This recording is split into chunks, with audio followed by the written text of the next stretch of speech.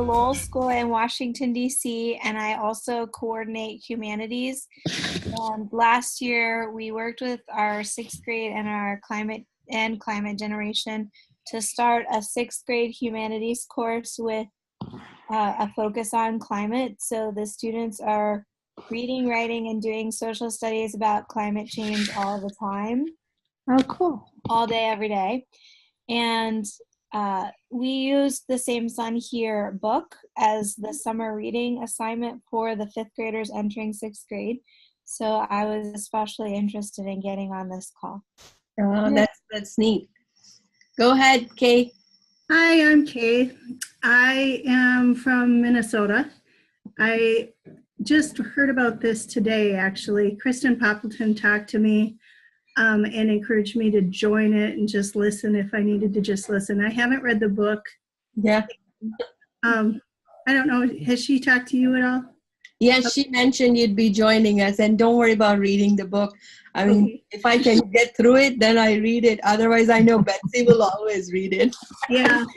Well, just a quick, I've been teaching for 20 years and done some of the curriculum writing, or not curriculum writing, but designing of the standards for Minnesota.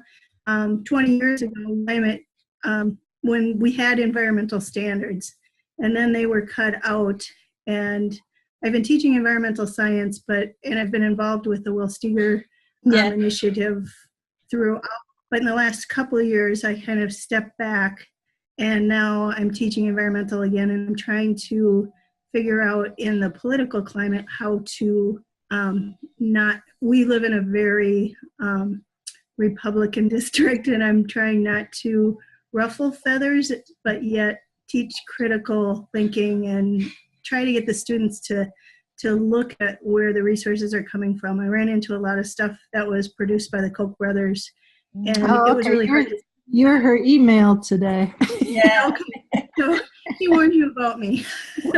Yeah, so I'm just observing and trying to figure out how to get back into it and have some strategies that will be more helpful. Oh yeah, we welcome. This is very more controversy. No. This is very informal. You will see kids pop up, dogs pop up. So yeah, she's over there. I just enjoy it a lot because this is the place where we discuss all these things.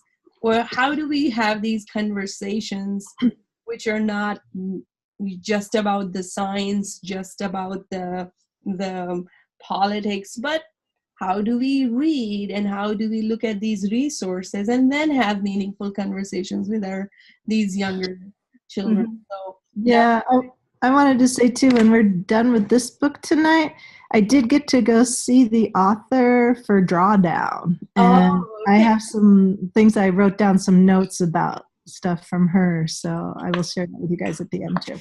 Yeah, you want to start with that, or yeah, we can do that. Let me grab my notebook. I brought it home from work, but basically what she was telling us was that she threw up there at the beginning of the talk that she had the whole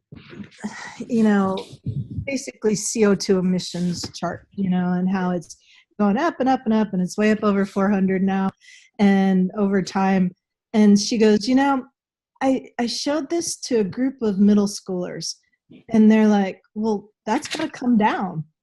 As soon as I saw that graph go way high, I was like, that's not right. It's got to come back down.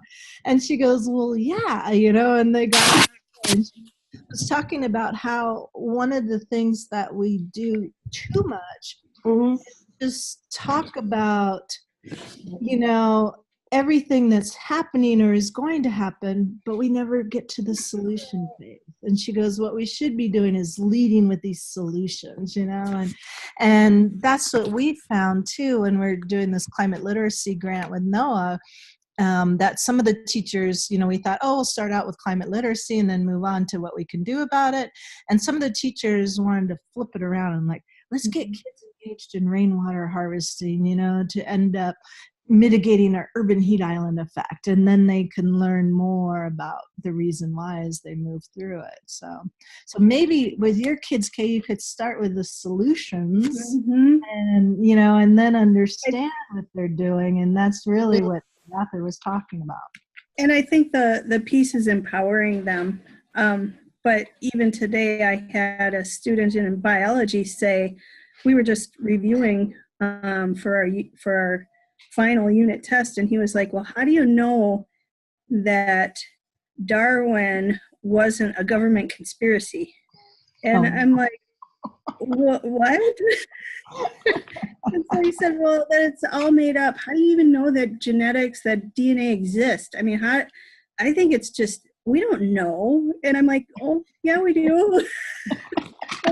When they do that too, it's fun if you like get them completely off guard. I remember when my students would try and start that when I taught 7th grade and was doing astronomy, and they're like, they wanted to start out with, so do you think we descended from monkeys? And I just looked at them and I go, no, actually, I think we came from supernovas and comets. And they're like, what?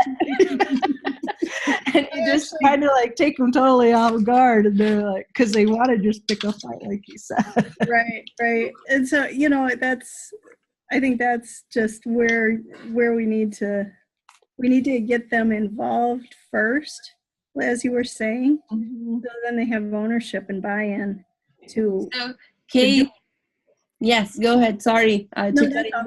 I just wanted to say Betsy is talking about the book we read last time. It's called Drawdown, and on the website, I will share the address with you.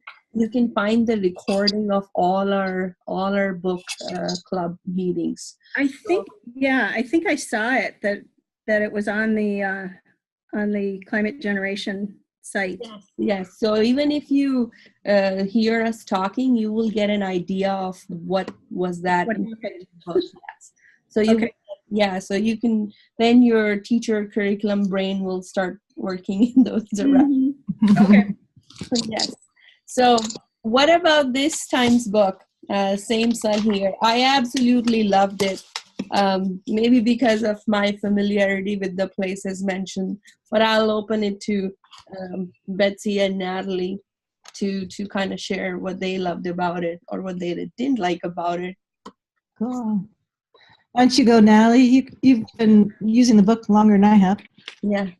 So one of the things that we did with Same Sun Here, because it was a summer reading assignment, so the students returned to school and they had read it, was that we actually did start some pen pal experiences for them, and they used ePals, and they connected with kids. We have 43 sixth graders, and so most of the ePals people were smaller numbers, so we connected with a classroom in China, a classroom in Brazil, one in India, and one other classroom.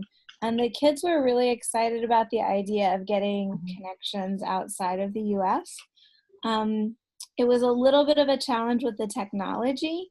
It was also a little bit of the challenge with the writing skills. So the students' pen pal letters, I'm coordinating the class, but I'm not teaching the class. I was a little surprised at what the teacher allowed to pass for a pen pal letter, but that was really interesting aspect of it, because I think one of the things that's very compelling about Same Sun Here is the connection between River and Mina. Who? Mina. Yeah, Mina. River and Mina, their connection and their shared humanity and their empathy for one another and for the experiences of one another. So that was one aspect that we wanted to bring out. Of course, it's also super powerful how River, takes direct action, and he has his glass of water that he takes to the press conference to present the governor with. And like any novel, it's got the climax with it's about it's about mountaintop removal, and River is living in a town in West Virginia. or maybe not. I feel like it was West Virginia. And there's mountaintop removal going on just above his community, and it backs up to the place where he lives. So he sees the mountaintop being removed, and then, as you probably know from news stories, like there's often debris that rolls down, and it actually rolls into the gym while his boss is actually and one of his classmates is very seriously injured and loses a limb in that, and that gets them to go to the governor and to have a rally, and he ends up speaking to the governor and trying to convince him to stop mountaintop removal. So I would say that when the students read it, what we heard from them was that because it was over the summer, they didn't understand the connection between climate change and mountaintop removal. That was a stretch for them without teacher intervention. So we are rethinking the placement of the book. We are thinking about putting it as the first book that they read together. Mm-hmm. And we're thinking of having them do it after they read the picture book, Sunlight, after they read the picture book about fossil fuels. And so then they'll understand how fossil fuels are contributing to climate change, and then they'll understand how mountaintop removal is a book that has a really big part of it being about climate change. Go ahead, Betsy. I liked how it brought in the immigrant plight too. I thought that was very appropriate for our times right now, and how people can relate to that on so many different perspectives. And yeah, it was easy to read, just going back and forth between the two voices. I was listening to I think it was a Moth Story Hour podcast where this guy that was I think he's originally from Russia, but he was in the US, and he was working, and he was back in Russia working, and he was talking to one of his colleagues, and he's like, oh, we should have our kids be pen pals. And they're like, yeah, let's do that. And so then he gets home and he tries to convince his daughter or son or whatever to be a pen pal with this other guy's kid. And the kid's like, no, I'm not going to do that. And so then the guy feels so bad that he decides to write the letter like he's a 12-year-old. He writes it back to this person. And it ended up in the long run that the other dad was doing the same thing. I figured that must be on the other end. Back and forth until they figured it out. I could see that because they're 12-year-olds and not necessarily convinced. I know, but that obviously didn't happen in this book. Yeah, because I also thought that there is some underlying thoughts of privilege here, and both the kids have some challenges in their lives. This is not a typical kid. Both kids have gone through like a temporary loss of one parent. Mm-hmm. Not that she was Neela was without her mom back in India with her grandma, and River is without his dad with the grandma. So there's like a grandparent influence, but a loss of parent for a little bit. So that adds maturity, and that also helps them recognize what they have and what they do not have. So. Right. Is mature enough to say that I don't like emails. There was an option of emailing to your pen pals, but he didn't take that option. And Mina says, well, I can only do this at the library when I go there. So she doesn't have access to all those resources. So there's these subtle things, and this is written in 2013. So I necessarily don't think like that children will not have access to, say, a desktop, right? Mm-hmm. But it shows, and that's also written in the form of a newly immigrant family, right? So they don't have access to all those things. So those things were pretty interesting. And I also, so when I did the fact check for Mina's story, it stands true for the timeline. So Mina's grandma, I am from Haridwar, which is a town in the Lesser Himalayas, where the river Ganges, it enters the plains.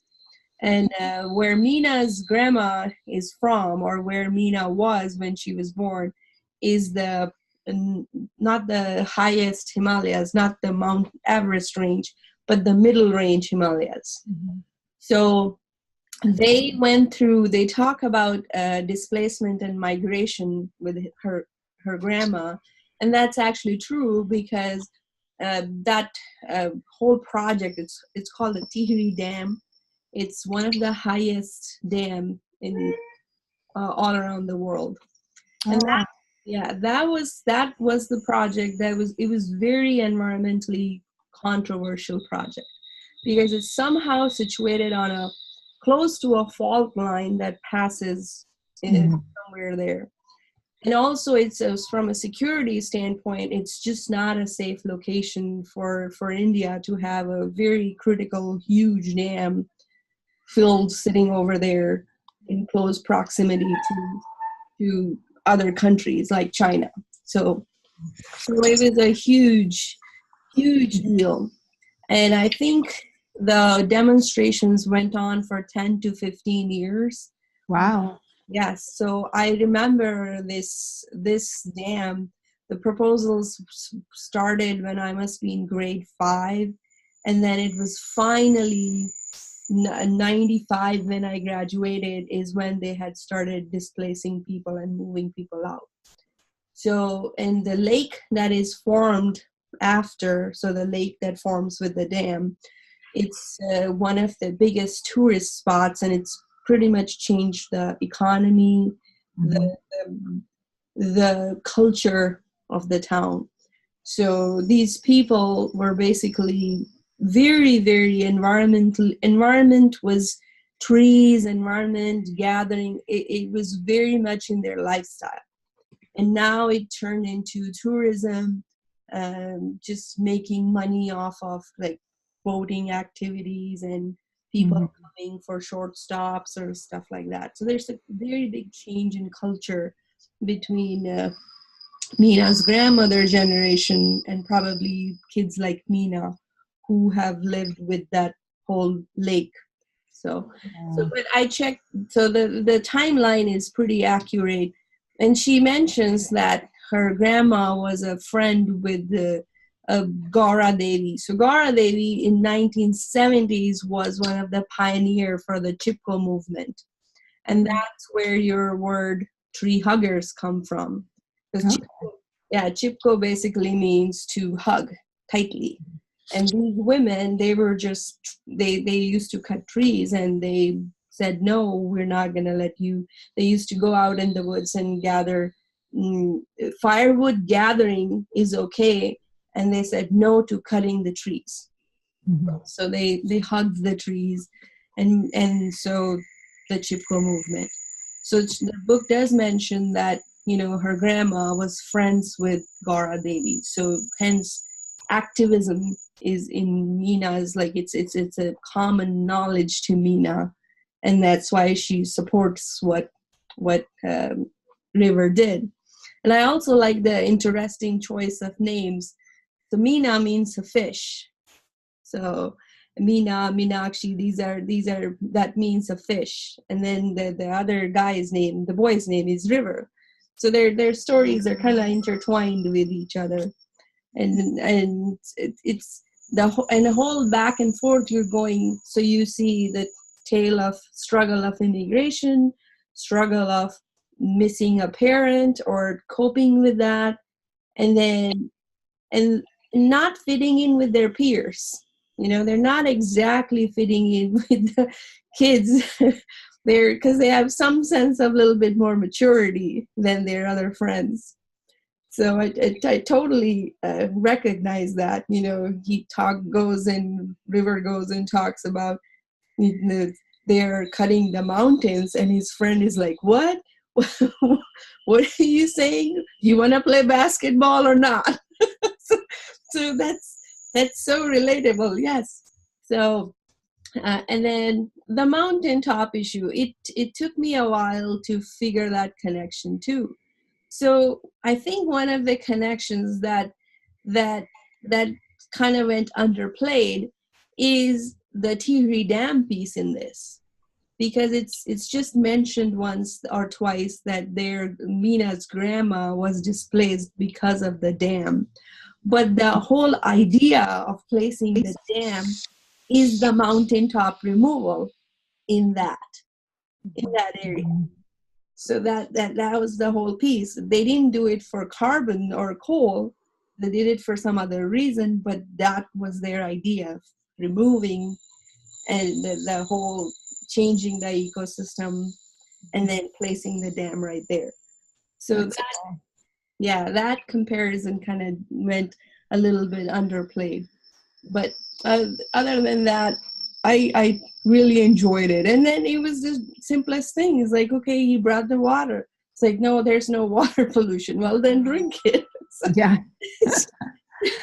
it's the simplest thing. It's like, well, okay, there's the simplest. There's no carbon. There's no global warming. Okay, great. More power to you. But so I've said that, more power to you. Great. But I see all this data and I see all this, but maybe you're right. Okay, great. That's great. If there is nothing, then we're all great. But if there is something, then we actually need to know. So, but that whole idea of the water is polluted, no, it's not. Well, then he must be put on spot just like that. Yeah. So that was. I like that idea, with the dam and what you're talking about. Like when I taught 7th grade here in Arizona, our standard was in there to teach your students the benefits of the dam. Okay. Nothing about the other side of it. And so I always made sure that, kids explored both sides of the dam. And that was one thing that we used to do, because we'd take the kids up to Glen Canyon Dam, and then we'd get on the river for a little bit when we do our Grand Canyon trip. And we just split up half the bus on the way up there. Like, okay, you guys talk about the benefits, you guys talk about, the side effects of having a dam, what's the problems with the dam, and have them just think about it and talk it out.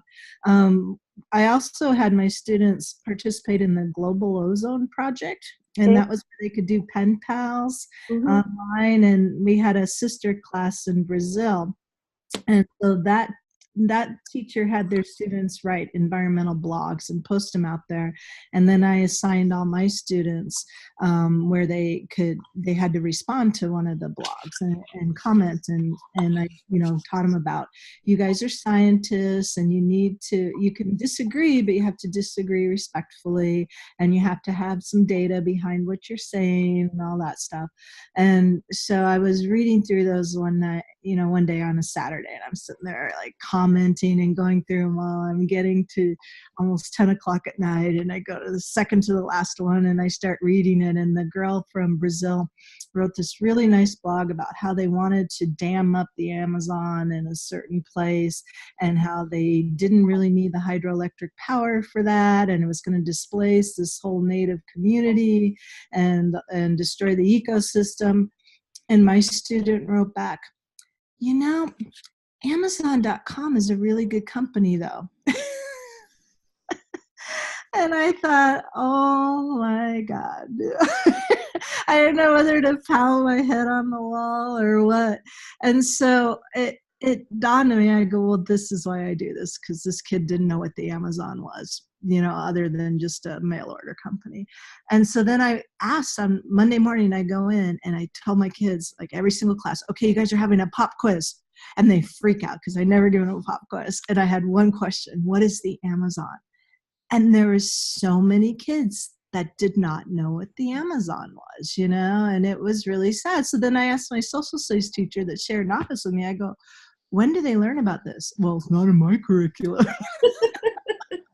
Okay, no. Before I forget, I have to share. So the last 3 weeks I've been so busy. Well, Natalie and Kay, in Nebraska, we just passed the standards this year to climate change standards in the curriculum.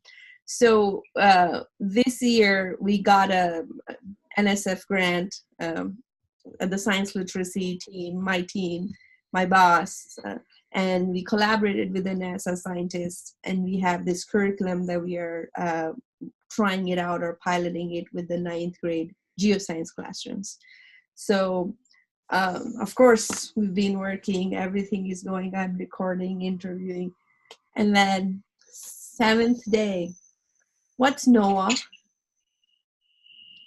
And then that same moment is like, oh, okay, we should have started from that. What's NASA and what's NOAA if we were going to use their data? So that's one. What's NOAA? And it's like the teacher said, I'm not talking about NOAA in your classroom. NOAA. What's NOAA? And then I was in the classroom, so teacher's looking at me. He's like, are you writing this down? I'm like, yep, I major mistake. I'm gonna make this very first lesson. Let's learn about a little bit what NASA is, what's NOAA is, where are we getting this data. So that's Amazon, and that's what made me remember that. Hey, are you getting some ideas? We've been informally talking, so some ideas about including climate change. Oh, I was just learning how to turn off my mute and turn on my mute. Yeah, it's good because I'm just thinking about context mainly. Yes. Well, the blog is one idea. What? The blog? Yeah, Betsy, what Betsy did. The book is another idea. You see, Natalie's. How long have you guys been doing that, Natalie? We're having the book. So we just started this year with the new curriculum for social studies, reading and writing, because it took a year for people to get comfortable with the idea. Mostly climate change is taught in science classes. Mm-hmm. And it is a science problem, it's a scientific situation that we find ourselves in. But the ways that we can address climate change and the impacts that they're having are all impacts, economic, civics and politics, geography. And the way that you address them, the way you learn about them is through reading, and then you need writing skills to address them. We also found that you have to be really focused on solutions. And so we looked into the iMatter situation group that they present to city councils to try and get city councils to adopt climate change resolution. Saying how the city is going to address climate change.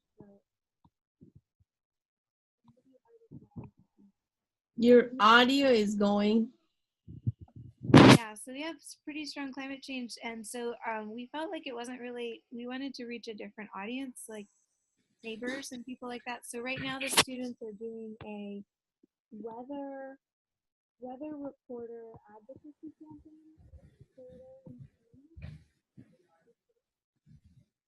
I'm not Local weather personalities on the TV.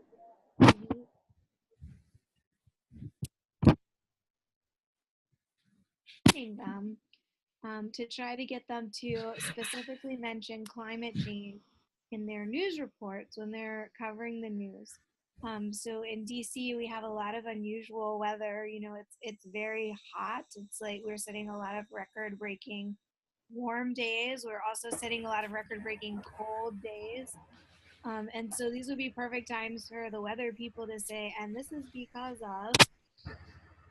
So the kids are emailing and connecting with these. They get points every time they connect to someone, and then they get points if the person returns, and even more points if they do say something on the air about climate change. So we're trying to impact an audience because whether people, they're influencers. A lot of people will listen to them. So again, we're taking the science for granted in the humanities class. Okay, climate change exists. You know, in your science class, you can explore exactly how it works.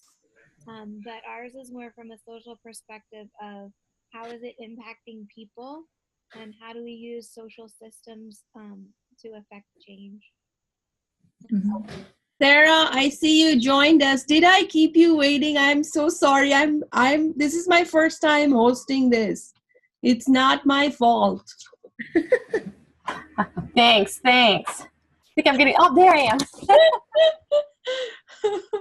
I was having computer issues, so if I go black, my computer shut down. Okay. Well, we have two new friends here. You've known Betsy, and you know me. He's also in Minnesota, and so are you, Sarah. Yes, and Natalie is joining us from, I missed where you joined us from. From Washington, D.C. Washington, D.C. So, Sarah, Natalie has, they have the Same Sun Here book in their curriculum for 6th graders, you said? Yes. And Kay is looking for ideas for introducing climate in her curriculum, climate change, and talks about climate change in her curriculum. So you want to share quickly about a little bit about you, and then what did you think of the book? Sorry. So I am a 7th and 8th grade science teacher, and then I also teach a high school climate class new this year, as well as a high school geology class in Wabasha, Kellogg, Minnesota. I got about a quarter of the way through the book. I actually just got the audio this week, so I've been listening to it all week, but didn't get a chance to finish it. But it's a very easy read, I would say, and actually enjoy the audio because it has the accents in there, you know, and whatnot. So that's even more entertaining to me and whatnot. So it's been very easy to just let it play and be absorbed in the stories that they're telling. And I don't know, from a 6th grade perspective, that's awesome that you're able to use this in your classroom. You might have discussed this already, but how do your students perceive the characters in this book? I think I did like the story. One thing I said earlier, Sarah, was that because they read it over the summer in preparation for the whole year of climate change class, because they didn't have enough background knowledge, they didn't perceive it as a story connected to climate change. So we're thinking about replace next year and moving it until after they've read Buried Sunlight, which is a picture book about how, you know, fossil fuels are created and how they impact the world. So then afterwards, they'll know more about how mountaintop removal is connected to climate change, and they'll be able to see the connections better. We did have them do some pen pals with people around the world. They did sort of think that their pen pals were going to be as awesome as River and Mina. So they were a little surprised. I don't actually teach the class. I planned the class for the 6th grade teacher. And he, you know, the quality of one of the things about Same Sun Here is that both authors, Silas House and I can't remember the other author's name, both authors are just fantastic writers in their own voice. And there's because our students are learning reading, writing, and social studies in this climate change class, there's a lot of qualities of great writing that students can learn by studying Mina and River's letters. And I would really like to emphasize more study of those two authors, how they bring their characters to life on the page. Because I think if the 6th graders did that, they might have a little bit more, they might get a little bit more back in their pen pal letters. Very neat, very neat.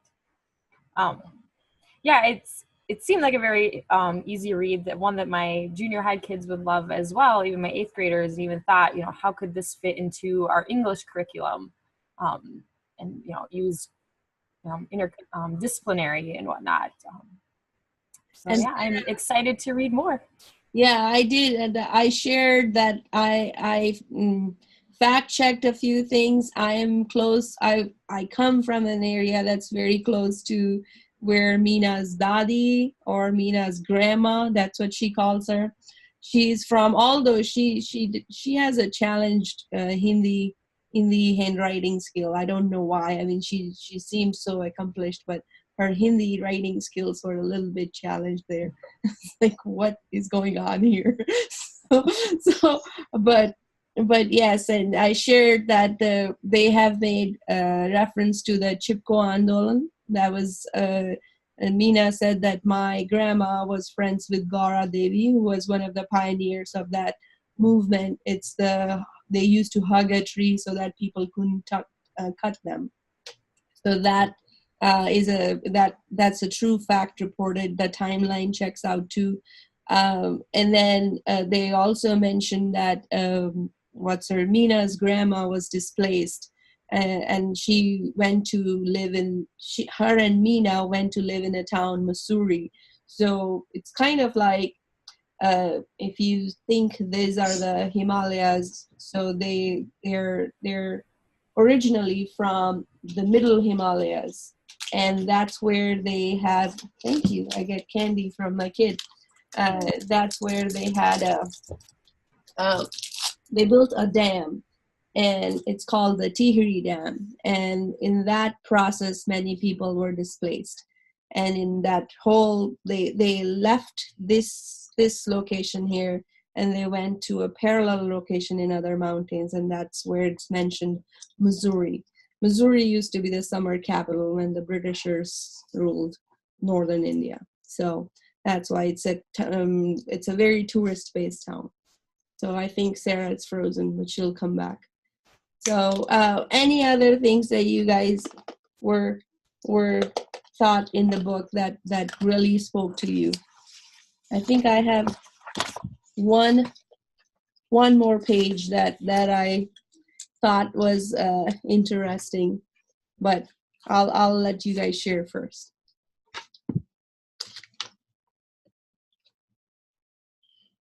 I didn't have as good a memory of it as you. I read it, and then it's been a while. Well, thank you. At least one person thinks that I have great memory. Yeah. Stay there, Betsy. Believe in me.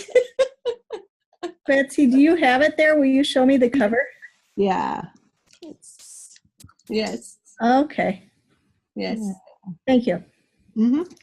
And since I will be the one writing blog, or I have written it, just not sent it to Jenna, so she gave me the book, sent it in the mail. So if you say we write the blog, she'll send you the book.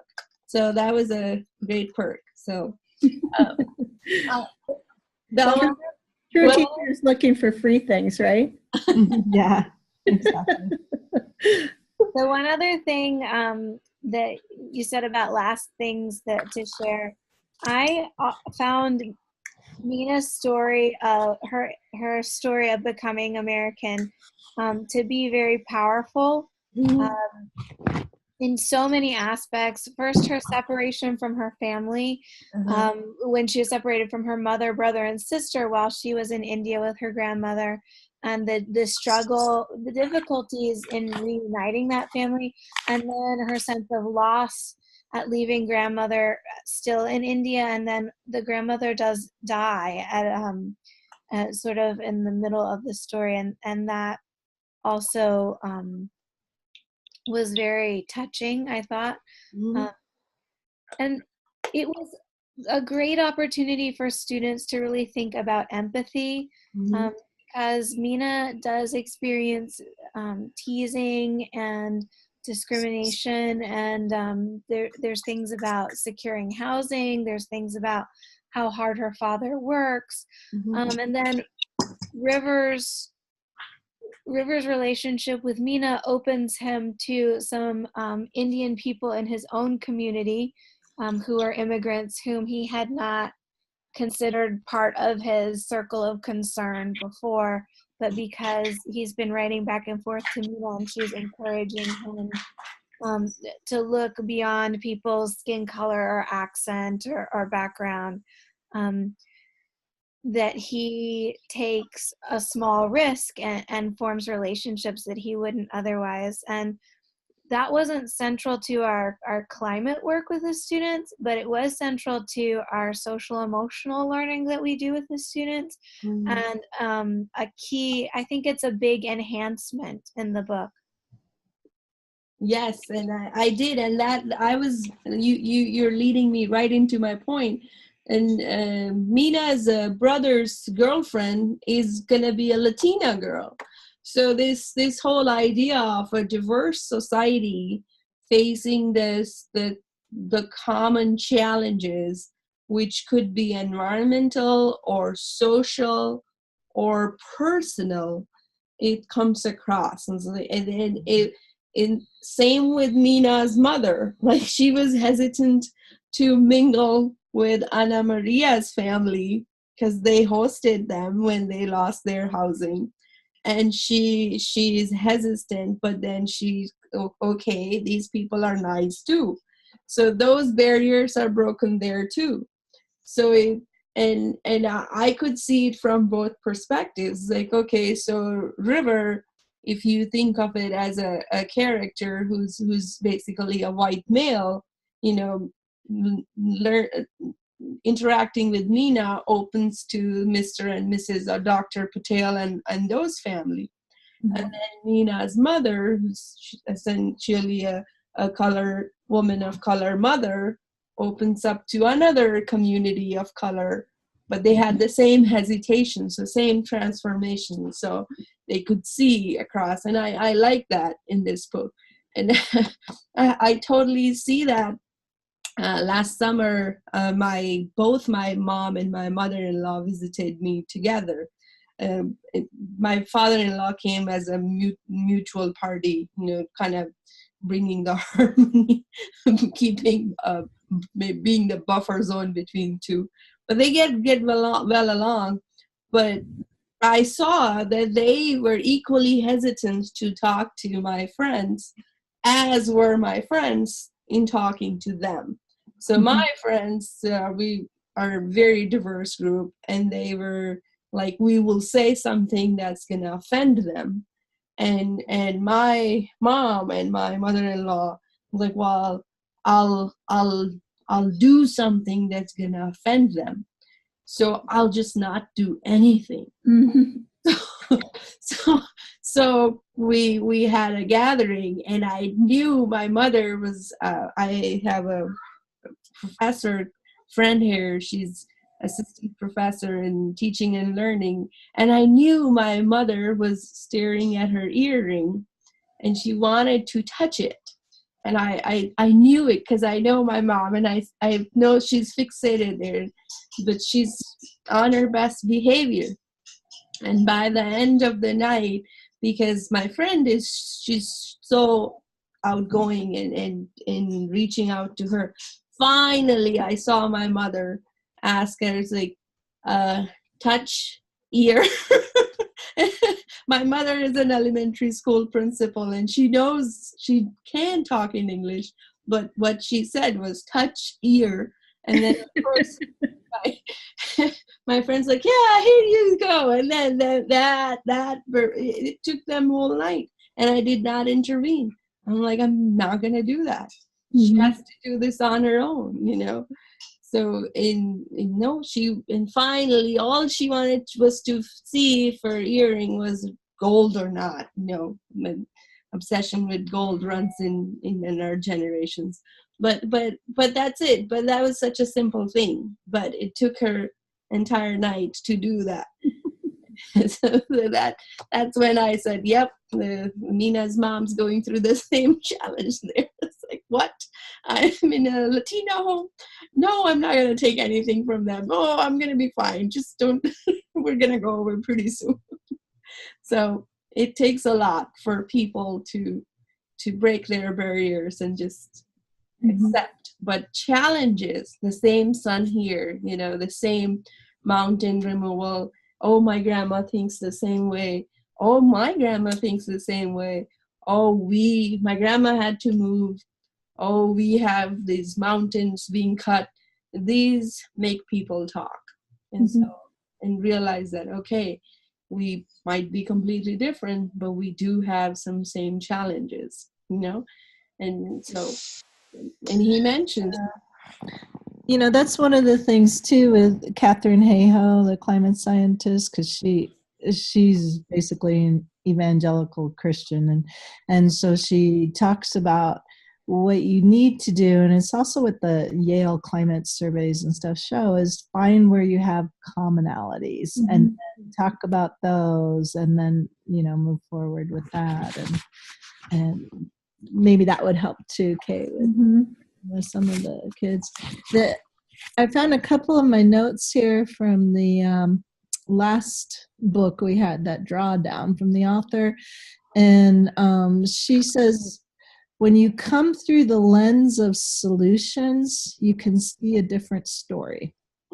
And she said, if you think about it with the climate movement, like right now, if we were like Martin Luther King in charge of the climate movement, it would have been, I have a nightmare instead of I have a dream.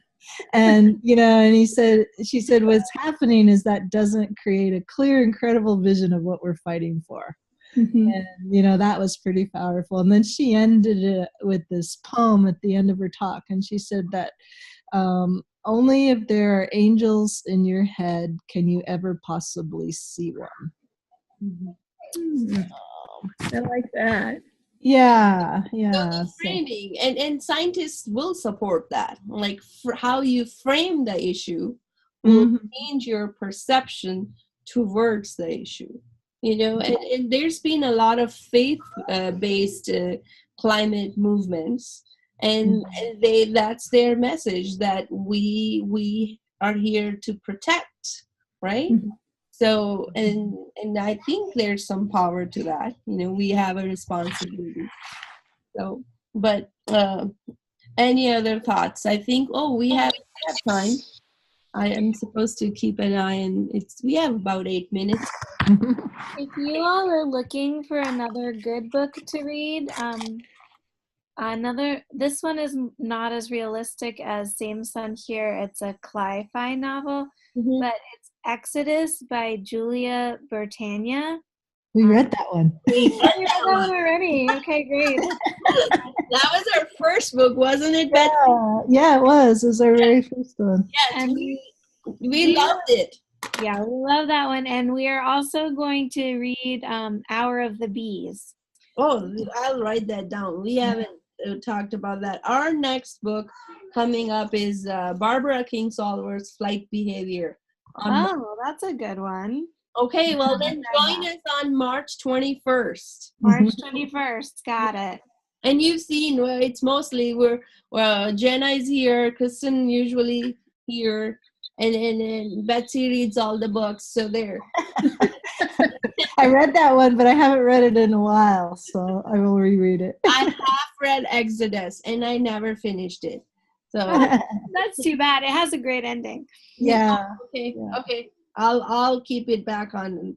If it's on my then. One of the things I noticed too, so University of Arizona, we do a big festival of books for 2 days, and they have like over 10,000 people come, and they have all these authors from all over, and we have a big giant science city that I usually get stuck working the whole time.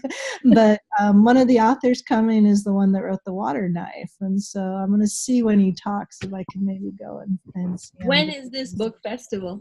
The 9th and 10th, next weekend. Oh, yeah, everything is happening next weekend, and NSTA is right after, NARST is right then. Yeah. I guess the book festival. Yeah, so it's fun though, because like I said, there's so many authors, and just they take half of, it's probably a good block long on this grassy mall that we have, and they make Science City, and so all these people have just interactive science stuff with people, and then a lot of the labs and other people come on out. And so the first year we were out there, I had a swimming pool full of oobleck. Funny. And I left all this cornstarch on the wall, and I'm probably on somebody's TSA list because I ordered 250 pounds of white powder through the internet. And this year we're gonna have underwater robots, so I've been working on trying to get those going. These things happen because my advisor. And I did my doctoral from University of Minnesota. I half live in Minnesota. My husband lives and works there. I live and work here. My advisor got called out because she ordered what's mustard for teachers project, and she ordered it in enough quantities.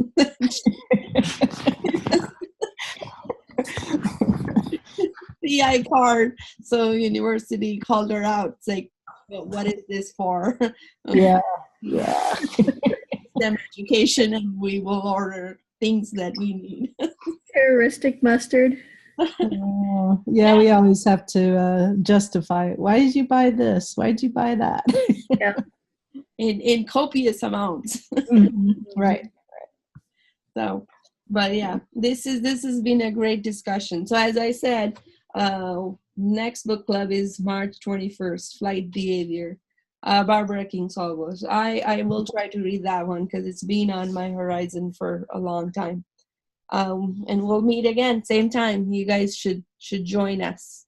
And it's very informal thing.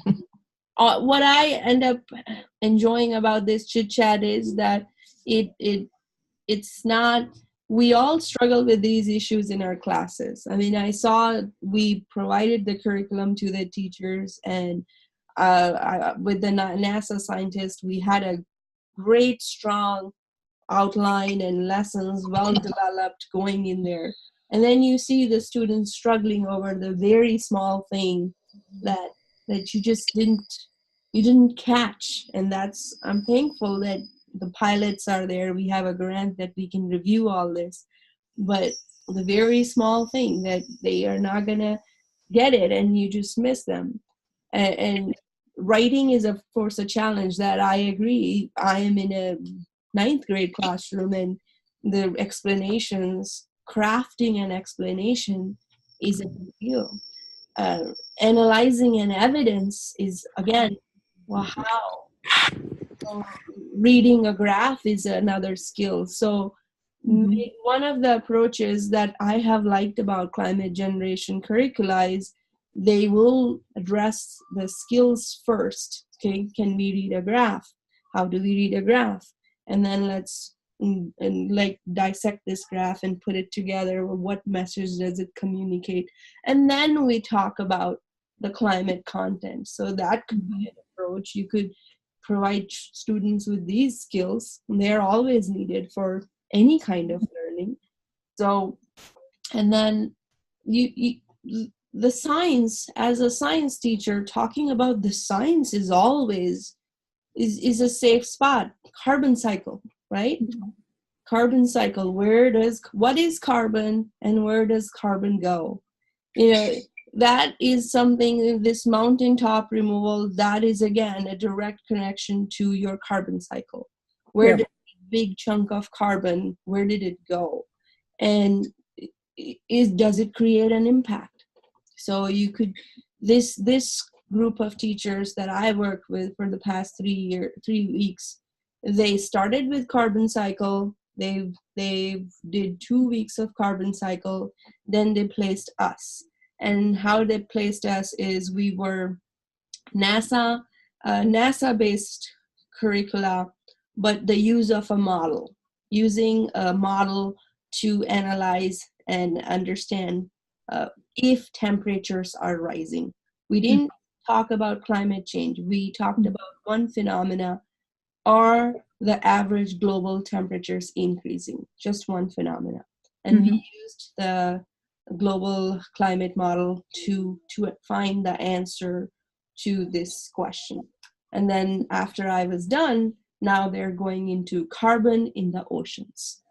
So the whole 2 months this semester, it's all about carbon. Yeah. So that would. Have you seen Lethal Seas? No, I haven't.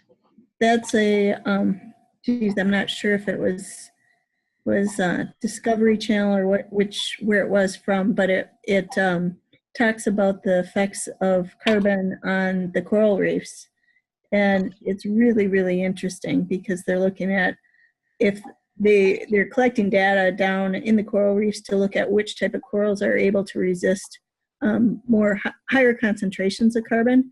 And so they found natural places where there's higher carbon, and they're looking at possibly seeding those those polyps in different places because they are resistant. It was very, very interesting. But the kids, we started showing it in biology with the carbon cycle because they don't think about the carbon sink.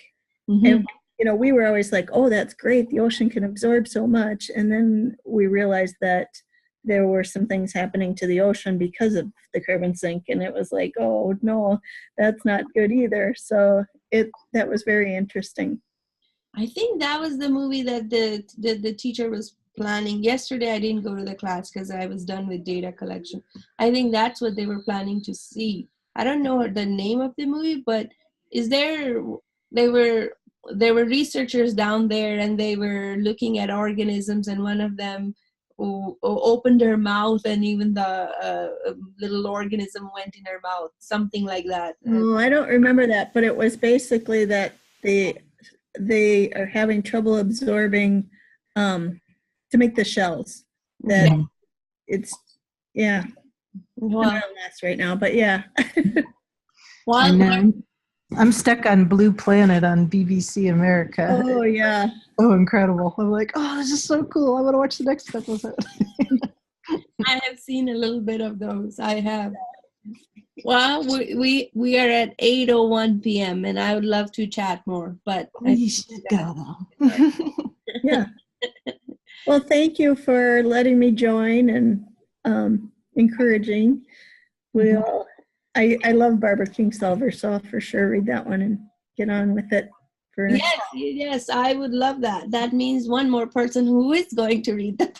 I hope so. If I always have to give a disclaimer that because if life gets in the way, then I bog down. But so far, my intentions are good.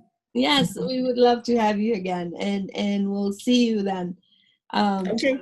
Thanks. Yes, Bye. thank you all.